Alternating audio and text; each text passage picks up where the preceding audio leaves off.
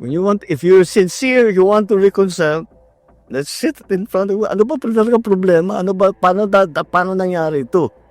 Tanggalin natin ang problema. Pero sasabihin mo, hindi ako makikipag-usap hanggang ibigay mo sa akin ito. Wala pupuntahan na. Yeah, and that condition is Tapos na. That's not reconciliation. That's not even a negotiation. That's demanding. Those are setting conditions. That, So, ano sasagutin ng kabila? Etong gagawin mo, sasagutin mo, hindi, gagawin ko yan kung gawin mo naman ito. Wala nang pupuntahan yun. Tapos na ang usapan. So, how far are you willing to go, Mr. President, to pursue this reconciliation? Put it this way. I don't know what will come up. What's needed? Kaya ko bang gawin? Hindi ko kayang gawin. Hindi naman ganun. You cannot prejudge at I'm going to talk to them only this much. Hindi. Kailangan sinasabi ko nga bukas ka eh. Kahit anong sabihin mo, pakikinggan ko. Kung talagang tapat ako na nais ko mag-reconcile, isipin ko lang, lahat ng hiningi mo, lahat ng hinanakit mo, kung kaya ko ayusin, ayusin ko para tapos na to. Ayoko nga ng kaaway. Good evening po, Mr. President. Any update po doon sa effort ho ng pamahalaan na may abot ho sa lahat ng mga Pilipino yung 20 pesos kada kilong bigas, at kamusta ho yung pagtanggap dito ng mga Pilipino, ng mga mamamayan po? Well, so hindi naman nakakagulat na siyempre tuwan-tuwa yung mga qualified na tumanggap, kaya tinutuloy natin yan. Yung mga nagsasabi, hindi, ano lang yan, medyo, ano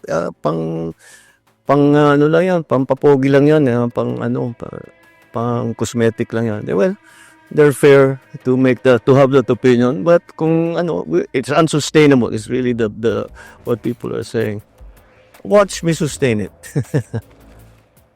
and then we'll talk in May of 2028. Natuloy ba o hindi? We found a way to do it. We could not do it before. Hindi kaya kasi hindi pa kaya ng sistema.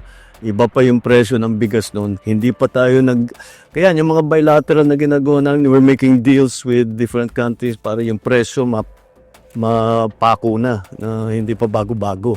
Kahit anong mangyari down the road, nagawa na ngayon natin. Wala tayong ganun noon eh. Ngayon meron na. Kaya na natin gawin yung 20 pesos. And other things that DA is able to sell rice, the prices come down. But at the same time, on the other side, tinitiyak natin na ang ang presyo na pagbili sa farmers magandang presyo naman para naman yung farmers natin magandang kanilang hanap buhay. And the difference there, that's what the government is paying for. Everyone, as I'm sure of course you know, we just concluded the first meeting here under the chairmanship of Malaysia. Our chair was Prime Minister Anwar Ibrahim of Malaysia. And I think from the news releases or some of the material that has been produced for this meeting, that the two main topics really were Myanmar and unilateral tariff schedules being imposed on the different countries, ASEAN member states. In terms of Myanmar, I think we have it's something that a couple of us actually, member states in ASEAN have been going to ASEAN and saying what we tried to do was with the 5 points of consensus that was agreed with between ASEAN and Myanmar.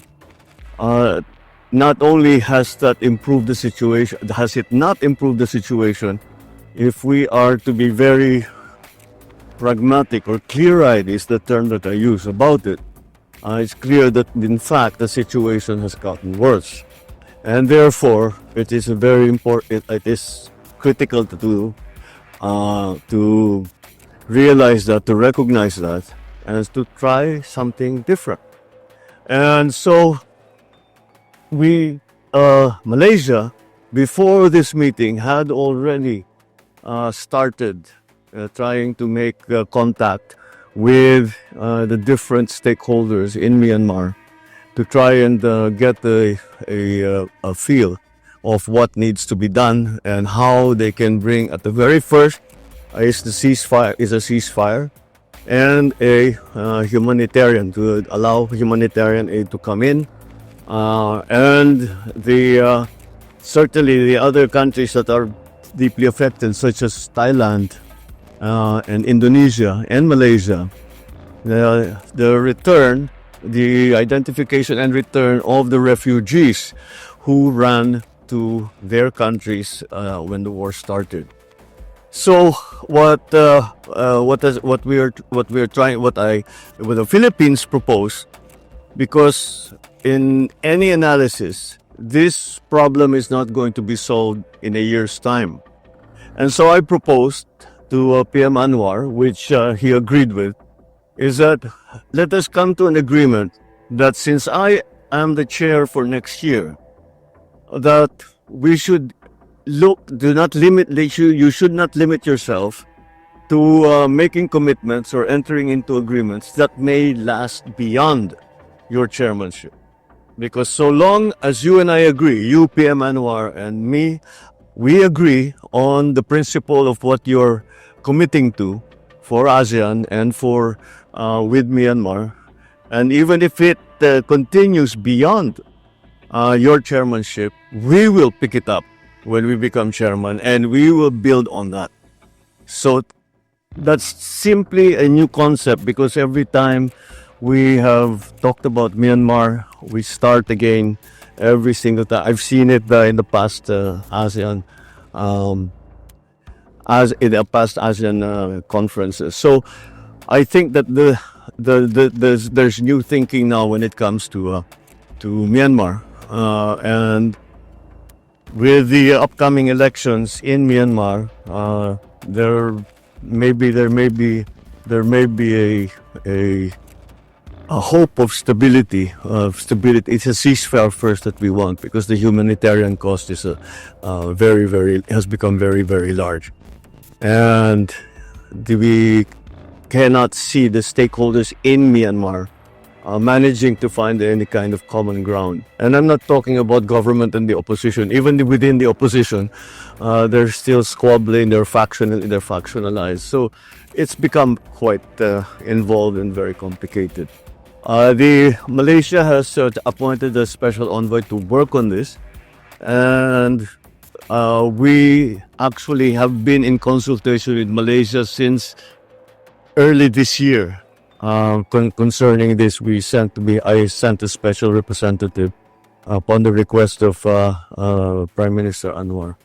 So that's the new approach that we are going to bring to the problems in Myanmar. As to the second subject, which is the unilateral tariff regime that is being posed on many member countries. Well, first of all, we're trying to compare each other's situation, kasi yung ibang ASEAN members, ang laki-laki ng tariff nila, all the way ranging from 40 hanggang sa 10%. Sa Singapore pinakabababa, tayo nga mabuti-buti, we're second from the bottom with 17%. Pero tinitingnan kasi, ang sinasabi ko nga sa kanila, okay, kung negosyante ka, pwede sasabihin advantage sa atin ito. Dahil kaunti lang yung tariff sa atin, mag-export tayo, di ba? Imbis na sila mag-export, dalhin nila rito yung pabrika, whatever it is, and then dito so 17% lang ang tariff. Pero kung isipin mo, kung you keep thinking about this, who do we do business with? ASEAN. Kung bagsak sila, who do we do business with? Kung bumibili sila ng 100 tons of, I don't know, coconut every year, every month, whatever the number is. Tapos humina ang kanilang ekonomiya. They can only buy 20. What will we do with the remainder? Hahanap na naman tayo ng markets. But if everybody is down, then everybody's markets will shrink. So it's a real problem. I also had a actually good conversation with the premier of China, and I asked him, Premier, what do you think? He says, well, we do not want any of this. They don't want this war. And I said, we're very worried because China is the biggest economic driver in the region. And of course, we watch very closely what is happening to the economy in China because it affects all of us. Because once again, we trade with China. We have many investments in China and we have many Chinese investments in the Philippines. So, talagang kung makita mo, kung matuloy itong regime na unilaterally imposed, talagang babagsak. It is a global effect, and it is not going to be a good one. There will be, I believe, a shrinkage in economic activity. I hope not. I hope I'm wrong. But so ang aming laging pinag-usapan, what will happen after the 90 days pause is over, and that's what we will. And basically, we're just guessing. We don't know. We don't know what will happen between now and July when the 90 days runs out. We don't know how it will be different from each one country to the other. The reason I asked the premier of China is because sabi ko, you're the center of attention, so I wanted to see what your insights were. But we are in agreement, and I in the side discussions, it was not in open session, but in the side discussions, I was telling the other leaders, I said, what we have to recognize is that kahit ano pang mangyari, kahit ibalik, bura lahat, rewind lahat, back to what it was in January. Tomorrow, nangyari tomorrow, we're back to square one. Tungkol sa tariff, meron ng permanent effect na hindi na mawawala. May effect nung pag-impose ng tariff schedule na hindi na mawawala. Nandyan na. Just the risk assessment for any businesses and any investment is changed now. Because this can happen. Pwede palang mangyari ito. So yung risk assessment magbabago. So I was telling all the others, what we have to do is to identify what those changes are going to be.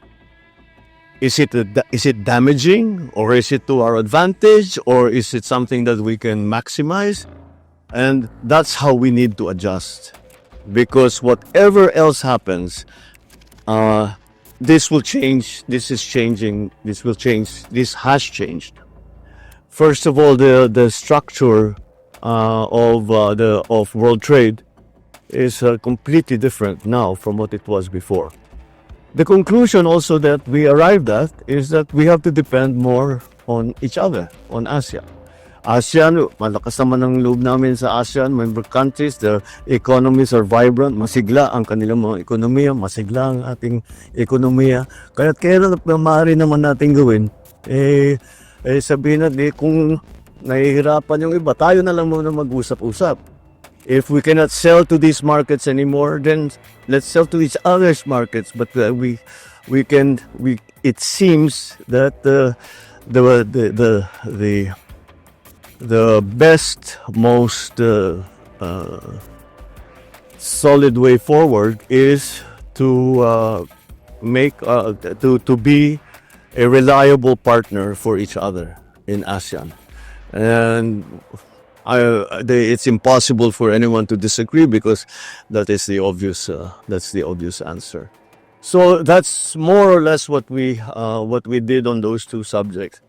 The other feature that we didn't have in previous ASEAN meetings was the GCC, which I think is a very very good idea. Plus the GCC China trilateral meeting.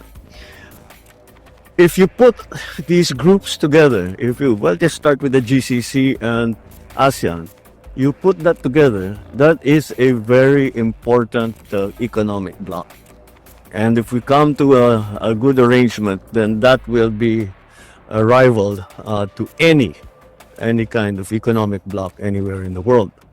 And that is well recognized. Of course, as they say, the devil's in the details, so that has to be worked out. Each country has a different approach. Each country has a different context in different situations that they have to work within. So that's something, but conceptually anyway, in terms of principle, we all agreed on that. And the same thing applies with the trilateral with GCC and China and ASEAN. Talagang pag pinagsama mo lahat yan, this is a very large part of the world population and certainly a very large part of the world's wealth and economic activity and growing economic activity, energetic economic activity. So that I think was a very good initiative by PM Anwar, and I think I'm even if we do not, kahit na hindi tayo makabuo ng agreement ASEAN GCC, this is a big opportunity for member countries of GCC, member countries of ASEAN to interact and to find ways to find some things to do. The same thing with China. So I think it is also in response again to the instabilities that we all are worried about on the global economy. You're trying to strengthen different groups instead of talking only about the EU, only talking about the United States or North America. We now have to think about other places that will develop their own markets, that we can invest in, that can invest in us, that we can trade with. And that's pretty much that's pretty much a quick thumbnail sketch of all the things that we spoke about. Of course, there were all the bilaterals, which, as you know, are usually very productive, and we had a few of them. I just came out of one with the Crown Prince of Kuwait. So again, those bilateral contacts are very, very important, and we of course continue to encourage that. We spoke with both Thailand and Cambodia about opening up access to their markets for certain Philippine products, and we spoke now with Kuwait about the interaction between the Philippines and Kuwait and how they would like to, how grateful they are for the contribution that our OFWs have done to the development of their country.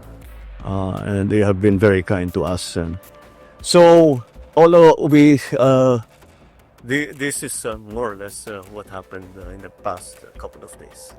Hi sir, good evening. Sir, kanina nabanggit po ni Minda Secretary Tereso yung about po sa 300 million from the ADB. 400 million, sorry. Sir, gaano kalaking bagay po ito sa development po ng Mindanao? Oh, malaki. Malaki. At ang ADB, this was part of the BIM-PIAGA discussion. At the ADB made commitments, as it has always done, because ADB is really our counselor when it comes to the BIM-PIAGA projects. $400 million, as if you put together with the downstream effects of that.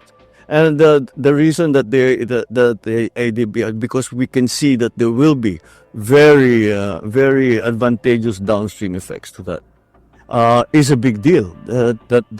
Especially Mindanao actually is I think if we are going to to shepherd it and to help it be as successful and do everything we can to make BARM successful.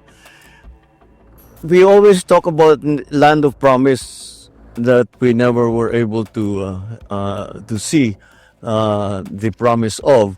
I think there's a chance now that we will, because there's no more fight. There's no more fighting. Well, there's some criminality, but it's not the full scale, large scale fighting like we had during the secessionist war. So malaki ang ano ko sa malaki ang kumpiyansa ko sa pagbulusok ng Mindanao. And ADB has always been there, but also OIC, the Organization of Islamic Countries, Malaysia has always been very Japan has always been very present. ADB has always been very present. So even the EU has always been part of the peace process, and now the investment into BARM. So I hold great hope for the future of BARM, for the future of Mindanao. So one more lang po. So during your intervention sa plenary session po, nabanggit niyo po yung pag-push sa Code of Conduct sa South China Sea. Push ng Code of Conduct po sa South China I Sea. always push the Code of Conduct. Always. It's critical to everything that's happening. You know, if you have a Code of Conduct, essentially, freeze frame muna. Oh, okay, hanggang dyan na lang tayo. Wag na nating palalain. Tapos yan, usap tayo, that will contain mechanisms also of adjudication, or trying to de-escalation processes. Kasama lahat yan. So I think that I think it's well recognized. It's not just the Philippines who feels that way. Everyone in ASEAN feels that way. Everyone in Asia feels that way. Sir, just want to ask more details about your conversation with the Chinese premier. Did you talk about the situation in the West Philippine Sea? No. I only spoke to him. He was sat. It wasn't in a meeting. He was sitting next to me at lunch. I was sitting next to the Chinese premier and the foreign minister of UAE. Or at least did you get any commitment po from the Chinese side on your call to Wala. Tinanong ko lang sa kanya, sabi, I just want, what is the Chinese perspective of this new unilateral tariff schedule? And he says, well, Mr. Trump has his own, seems to have his own idea, but we certainly do not want this to continue. It's not good for everyone. We don't want this. So that's we were just walking along. Di kami nakaupo na nag-usap ng ganun. But I was very, very curious to get a little bit beyond the party line, because we've heard what China says on TV, dun sa mga nila. But to be able to get the chance to talk to the premier, I thought I was hoping to get. And yun ganun din. I think, yes, you can see that it's sincere on their part that they do not want this. They do not want this to carry on. They want everything to be normalized. DILG Secretary John Vic Remulla yesterday said that nakapili na kayo ng bagong chief PNP. Is it true? Kung totoo, Mr. President, sino po siya? Actually, it's oh God, it's the answer is more complicated than that, as ever. I would rather not use this forum to announce that. I think I should talk to them first, because the official decision has not been made. They should hear whoever it is should hear about it first from me, not through the news. But yes, we're very clear on what we're going to do next. Clarify ko lang po, Mr. President. May napili na po kayo? May napili na po kayo? Meron na po. Talking about peace and order, security, Mr. President. ano po yung magiging marching orders niyo doon sa bagong Chief PNP? Especially na gusto niyo i-intensify yung police visibility sa mga kalye. Well, what will I tell the new chief PNP? The new chief PNP is a very senior officer in the PNP. He knows the situation, and I will actually tell them, carry on what you are doing, because we have very good statistics concerning crime. And for example, there's a report here: Metro Manila crime rate is down by 23% in 6 months. If we are going to look here at the crime result at the national level, where are the index crimes? Eto. From the period of last year, same period last year, ito na lang, focus ka kasi ayokong basahin lahat. So, 15,156 last year in the period of January 1 to May 16. And the period from January 1 to May 16 of 2025, it went down from 15,156 to 11,493.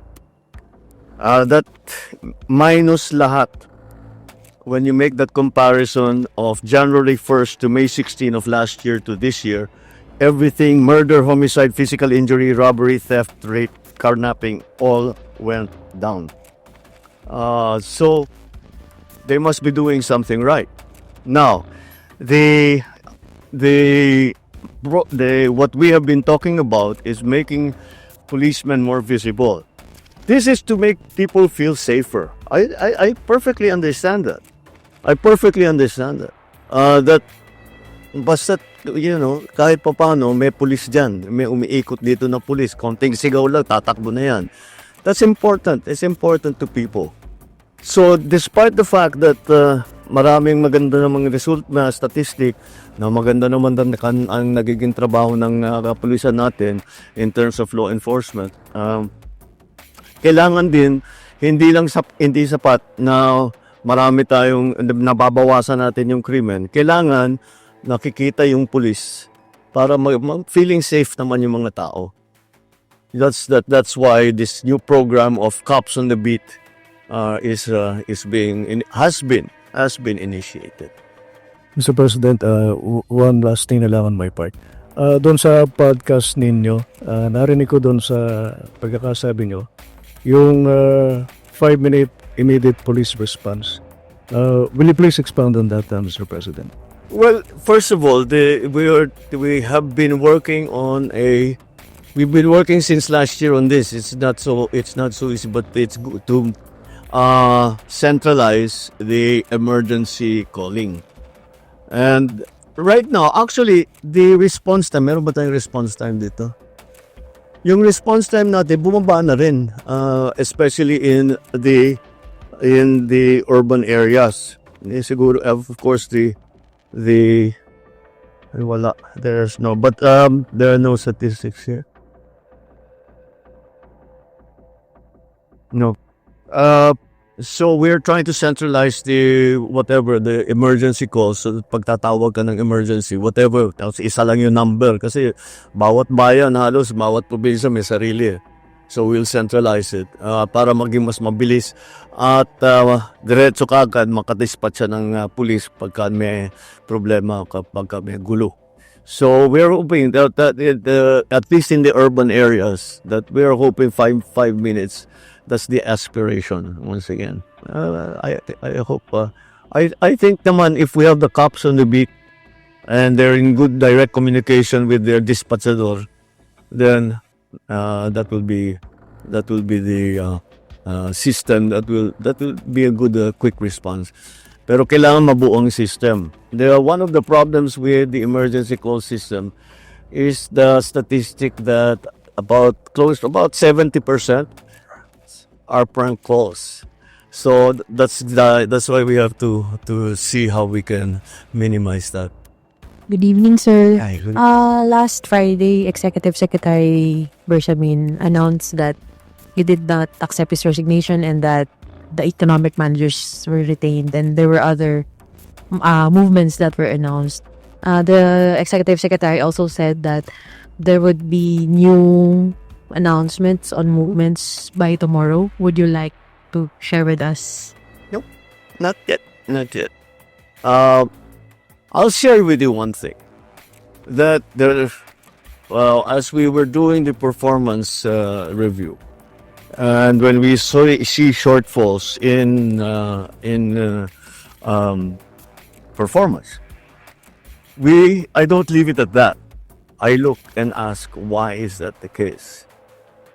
And that is why we asked all the heads of agencies to also submit their courtesy resignations, because we have to look at deeper, not just look at the secretary. The secretaries, I think, all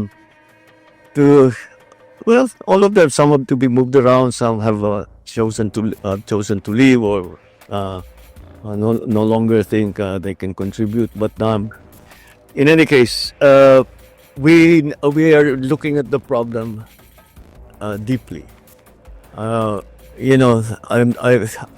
Siguro by now, I don't do things pang optics. If there is a problem, I like to fix it.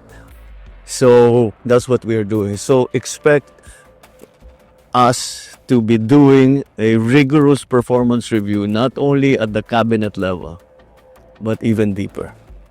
Related lang po dun sa sagot ni sir, kung pwede lang po. Okay, sige. Apo. Sir, you already mentioned that you don't do things for optics.